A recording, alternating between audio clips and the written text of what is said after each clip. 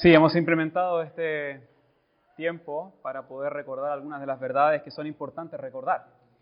Y de hecho, como ustedes bien saben, hace ya varios años nuestra iglesia ha estado dedicando sus esfuerzos y también sus recursos en la labor del discipulado. Y de hecho, en varias ocasiones nosotros hemos dicho que nuestro lema, nuestro objetivo, el propósito de la iglesia es demostrar la gloria de Dios haciendo discípulos a través del Evangelio de la gracia. Y ya que este es nuestro deseo, siempre es bueno recordar qué es el discipulado o qué es el discipulado bíblico. Y básicamente los creyentes hablamos de discipulado bíblico cuando nos referimos al cómo debe ser nuestra relación con Jesús, en primer lugar, y luego con las demás personas. El discipulado bíblico no es un curso de cuántas lecciones y tampoco es una simple actividad que los creyentes realizan al comienzo de su nueva vida en Cristo, sino que este término más bien define cómo debe ser nuestra manera de vivir al relacionarnos con Jesús y con las demás personas. Es decir, cuando hablamos de una relación bíblica con Jesús, estamos hablando de ser discípulos de Jesús. Y cuando hablamos de una relación bíblica con las demás personas, estas sean creyentes o no, estamos hablando de ser discípulos que hacen más discípulos de Jesús.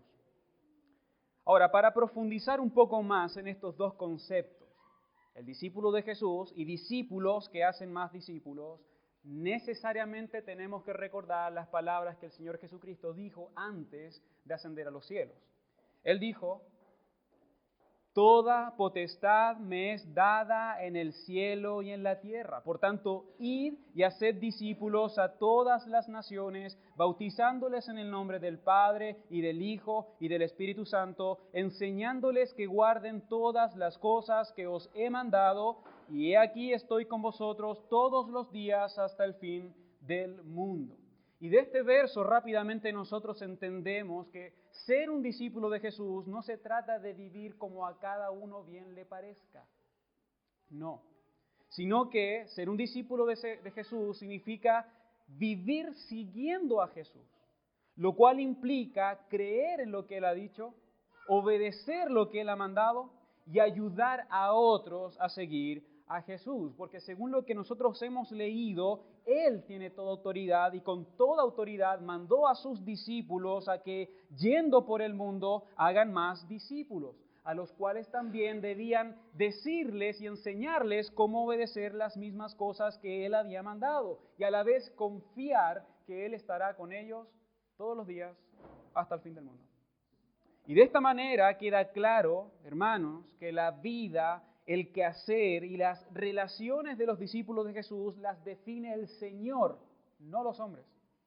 Y de hecho, a lo largo de su tiempo aquí en la tierra, el Señor mismo enseñó que las condiciones para ser un discípulo suyo son creer en Él para vida eterna, ponerle a Él en el primer lugar y amarlo sobre cualquier otra cosa o persona, negarse a uno mismo y tomar también su propia cruz, seguirle y obedecerle a Él, amarse los unos a los otros, permanecer en Él y en su palabra, rechazar todo lo que pueda menoscabar el seguir a Jesús y, por supuesto, hacer otros discípulos.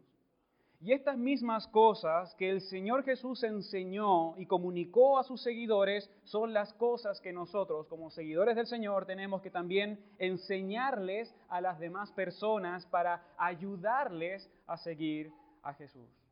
Por lo tanto, el discipulado bíblico no se trata de un mini curso o de un vivir según cada quien bien le parezca, sino que se trata de una búsqueda para establecer una relación bíblica con Jesús y con las demás personas.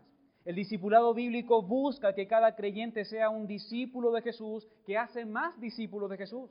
El discipulado bíblico busca que cada hijo de Dios viva siguiendo a Jesús, lo cual también implica ayudar a otros a seguir a Jesús. Y ante la gran pregunta, ¿cómo puedo ayudar yo a otros a seguir a Jesús?